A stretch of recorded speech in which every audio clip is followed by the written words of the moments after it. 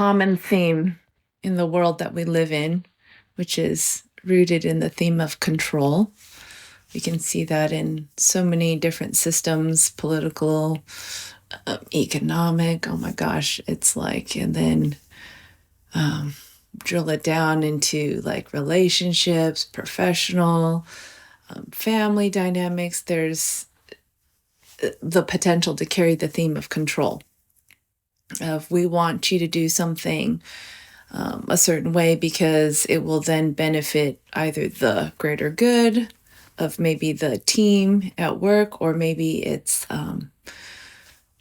for the love of an individual that we have. And so for the betterment of that, we can fall into the trap of wanting to control them without any necessarily malicious intent. Of course, there's obviously control in the world as a malicious theme where it's rooted in fear and pain that they pull on for the for control to happen. And as you probably see through the world, when we control or we see others control through the lines of fear and pain, it can create a lot of suffering. It does create a lot of suffering for that person and the people they are trying to control, right? And sometimes we've gotten caught up in those dynamics unintentionally or unexpectedly. It's just out of our control, and all of a sudden we're like, oh, this is what's going on. I don't know if I like this. So there is another way that I want to present to you guys today, which is letting go of this tug of war of control. Because I take the example of me growing up with my dad. He wanted to control, as a form of a word, what I was to grow up and become.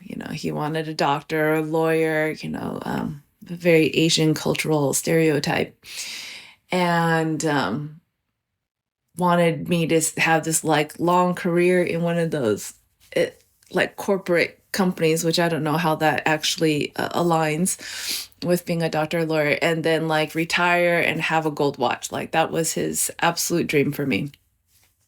And when I heard that at the age of when I was going to college, I thought that was mortifying. And I thought that would suck my soul to the death of me. And I felt a sense of like him wanting to control what I wanted to do in my life. And so that control was met with, from my behaviors, a lot of rebellion, a lot of resistance, a lot of pushback, right? And it became this tug of war that we would go into within our relationship. He'd pull like, you got to be a doctor or a lawyer. And I'm like, no, I don't want to do that. And I would go the other way. Whatever was the opposite of which way he was pulling. And so this game that we can fall into, this control game, could be fun for some people, but I kind of got sick and tired of it. I wanted a different option. So this is why I'm presenting this different option for you guys. Is there's a piece called connection instead of control. And when we play the game of connection, this also occurs when you are training on the martial arts mat. That when you fall into the trap of wanting to control the attacker that is attacking you, that is grabbing you, that is trying to put you in some joint lock or some, position that would essentially end the wrestling game, if you will. In jiu-jitsu, they talk about submitting your opponent, right? So I feel like submitting has a very strong theme of control around that. But in the world of Aikido, martial arts philosophy, there is really trying to bridge a harmonious, peaceful relationship in the dynamic, martially when you're on the mat. And that really comes about through connection. Because when we let go of trying to control someone, there are components that occur through connection. One of them, first off, is we let go of being externally focused on the other person, external circumstances and situation, and we become internally focused. So we bring the attention back to ourselves, and we recognize and we look at the situation and says, what do we have control with in this current situation? So it becomes self-control, right? And self-control can be a very powerful thing, because this is how we demonstrate, or we put into place behaviors, actions, words, right? It becomes the right body, speech, and mind. And that's within our control. My speech is within my control, the words that I say, right? The behaviors that I do, right? Whether I'm going to hug someone or whether I'm going to like slap them or punch them is within my control, right? And the deeper focus, right, around our practice is the mindfulness practice that really focuses on the thoughts we think. And also the contemplation part of seeing what the patterns of the thoughts we think, and wondering like, am I trapping myself into an unhealthy and or a dynamic of suffering, right? Like, am I falling into that trap of that control tug of war? So when we work on connection, we come back to this initial connection with ourselves, that self-control, and recognizing, okay, what is within my resources that I can do? And I think some people forget that when they cultivate boundaries.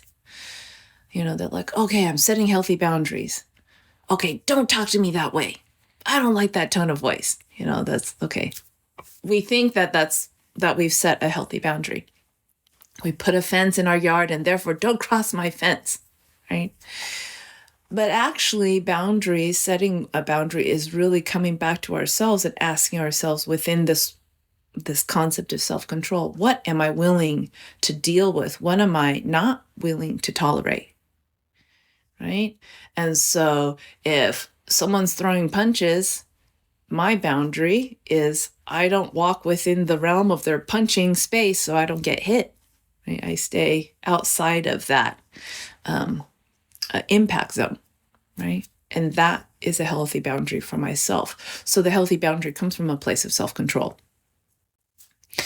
The second piece in connection that gets really lost, I feel like, in today's age, because there's a lot of noise, there's a lot of information, and we're connected, technologically with each other so deeply that we forget to be receptive.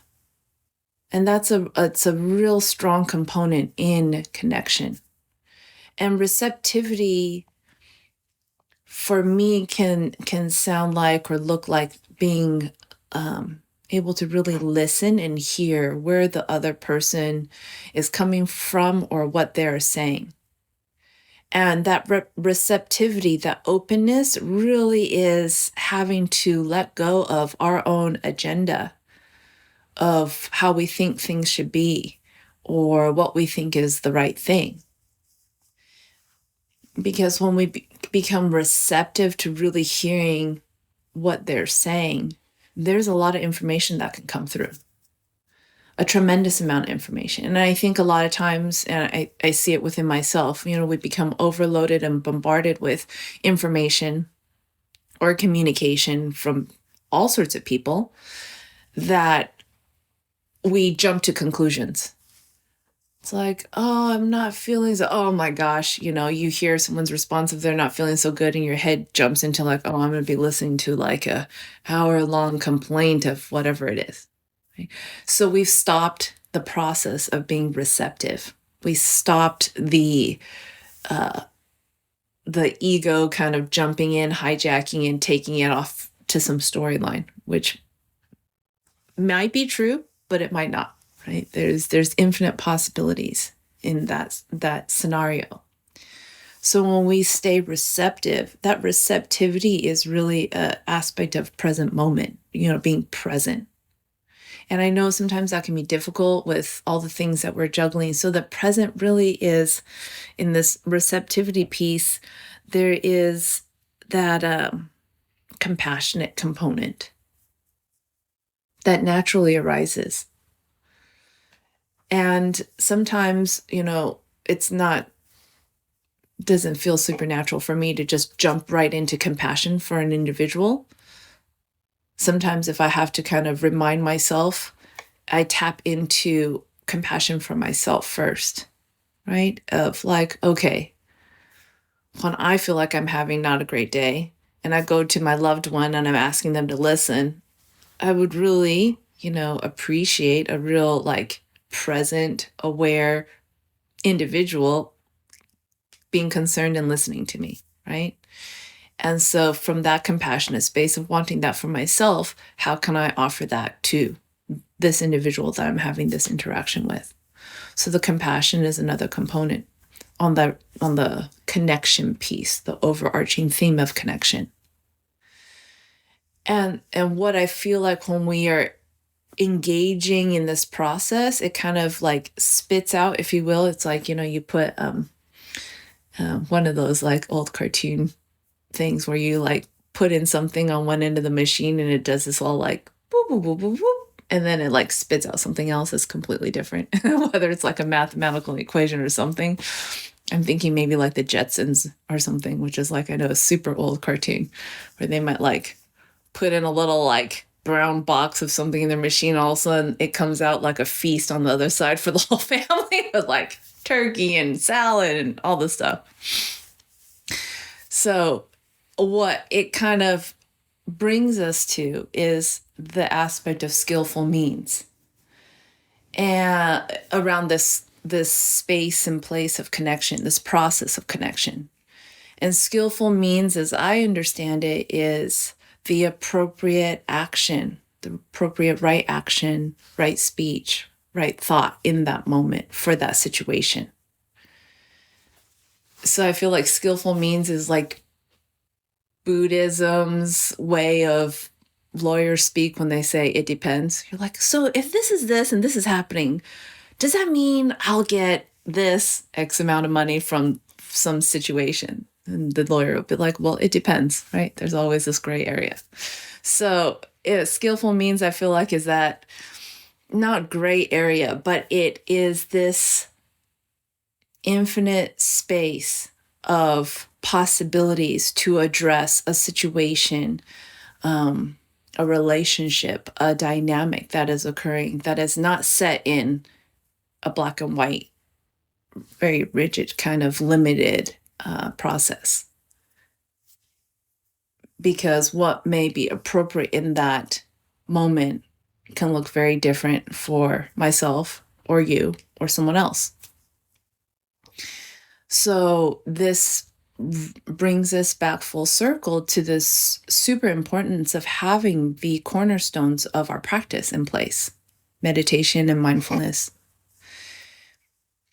because it helps us stay honest, like genuinely, thoroughly honest, self-honesty within ourselves, to really cut through maybe any BS that we're trying to tell ourselves, BS that we're trying to tell other people to have them co-sign for us. I love that, co-signing people's BS. I don't know if you've ever had that occur in your life. Like something's happening in the relationship and they're like, did you move my glasses? You did that to me. It's like, nope, don't blame me for that. You have to take responsibility for your own actions, right? I'm not going to co-sign that BS kind of thing. So through self-honesty, we really generate a healthy sense of accountability and responsibility in our life to really perpetuate integrity in our actions and our speech and our thoughts. And of course, it's not perfection, and that's not, what is being stated here. Integrity, I feel like, is doing the best that we can with what we have in every moment, and that each moment will look different.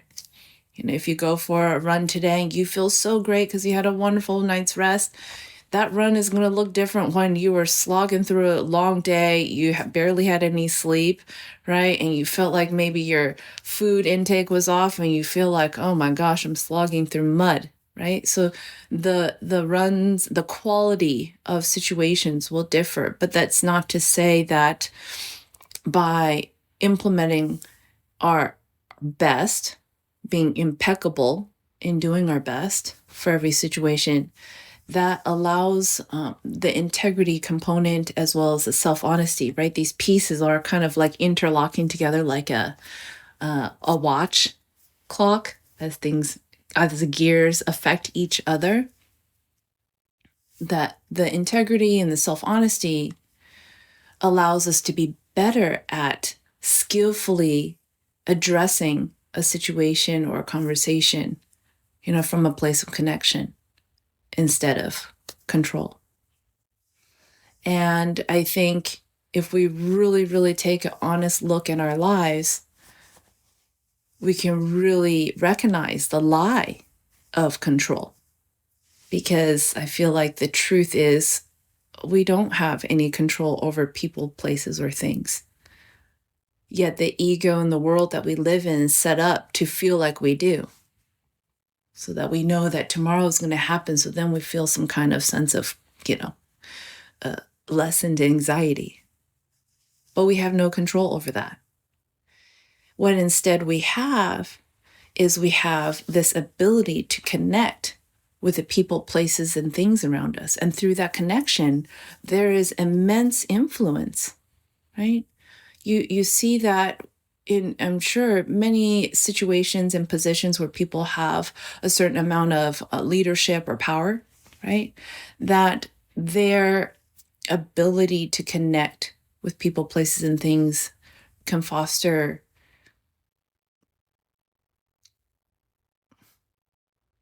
real beauty and light. It can really foster good things, and it really can influence positive things to happen. Yeah,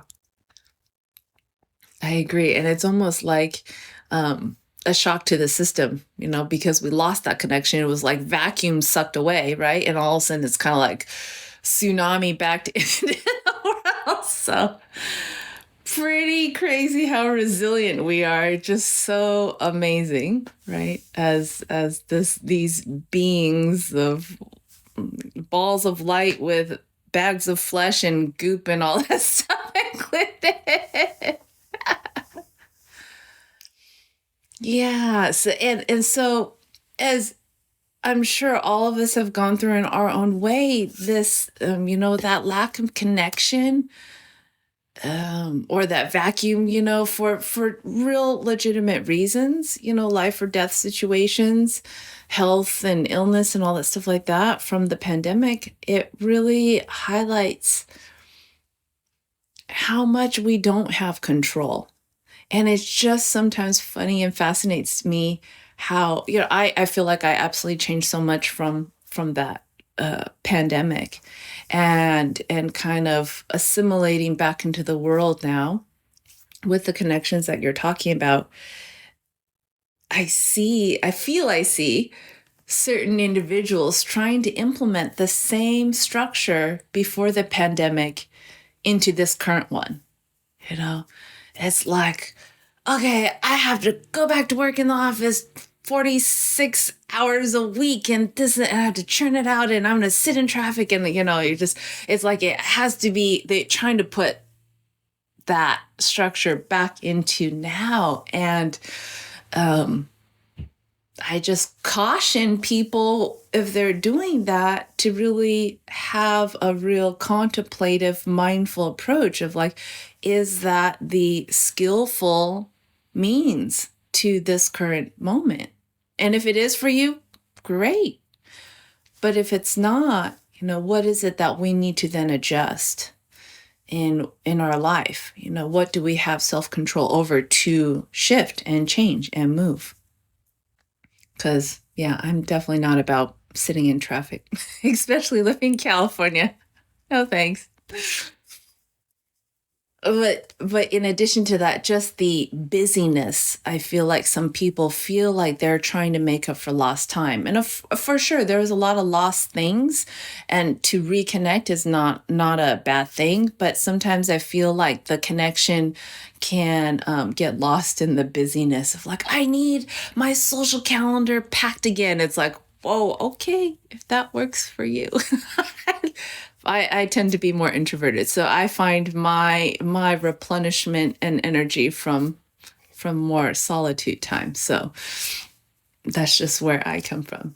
But going back to the connection piece, I'm glad you guys are seeing the correlation to where we are right now. And connection actually is such a, I feel like, needed. I almost can say it's like a healing component to where we are in the world. There's so many divisive factions, that people can go into and fall into that trap of pointing the finger like they're the bad guys. And we feel a little bit better about ourselves because we're not over there being pointed at as the bad guy. But when we go back to like the example with the conversation with my dad and myself, it's like I thought he was the bad guy and he thought I was the bad guy, who's really the bad guy. And it comes down to, letting go of that control, letting go of the labels, the judgments, and meeting people where they're at, meeting the situation where they're at from a space of connection. Yeah. So awesome. My clients use the phrase that, you start to let them rent space in your head, and they're not paying rent. So so you better check it out what you're letting other people do, right? And that becomes your own self-control and boundary of like, nope, I'm not letting them rent any space in my mind. Yeah. Oh, good. I love it. I guess I just want to finish and close off with letting you guys in on a little secret around the whole connection piece versus the control is when we are able to be fully receptive, like listening, body, mind, and spirit to whatever is happening in the situation, even when it's difficult, even when it's challenging, when we can really be receptive and listen, the answers are already there. And when we are able to be patient enough to let the answers reveal themselves, it really cuts out a lot of work that we have to try to do. Oh, wait, I have to come up with a super smart, intelligent, solution for this situation. And I say, don't even worry about complicating it like that. Just stay receptive and listening. And when we practice that technique, if you will, with others, what ends up happening is we end up learning to listen and be receptive more to ourselves in a very present, honest, authentic way. So I hope you can see that it becomes this kind of mutually beneficial cycle, of in the realm of connection. And that I feel like fosters the interconnectedness, it's like for the benefit of all beings. It's like everyone wins.